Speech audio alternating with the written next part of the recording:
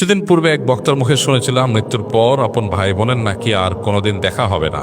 আমার জানার বিষয় হচ্ছে এই কথাটি কতটুকু সত্য, আর যদি সত্য হয়েও থাকে তাহলে কেন? রাসূল সাল্লাল্লাহু আলাইহি ওয়াসাল্লাম তো বলেছেন যার সাথে যার মহব্বত তার সাথে তার কিয়ামত। প্রথম কথা হলো যে এটা সঠিক কথা না। যদি কোনো বক্তা বলেও থাকেন যে মানুষ মারা যাওয়ার পরে তার ভাই বোনের সাথে দেখা আর কোনোদিন হবে না, এটা আর সঠিক কথা না। কারণ কোরআন হাদিসে কোথাও এরকম কোনো কথা বলা হয়নি যে মানুষের মৃত্যুর পর আর প্রিয়জনের সাথে কখনো দেখা হবে না। বরং এর উল্টাটা আছে। আল্লাহ রাব্বুল আলামিন কোরআনে হাকিমের মধ্যে ইরশাদ করেছেন, যে ব্যক্তি ঈমান এনেছে এবং ওয়াত্তাবা'আতহুম যুররিয়্যাতুহুম, তার পরবর্তী বংশধর যাদেরকে সে রেখে গেছে পৃথিবীতে, তারা যদি তার অনুসরণ করে, অর্থাৎ তার ঈমান আমলের অনুসরণ করে, তাহলে আল্লাহ তাআলা বলেছেন যে তাদেরকে তাদের সাথে আল্লাহ তাআলা ইলহাক করে দিবেন, সংযুক্ত করে দিবেন।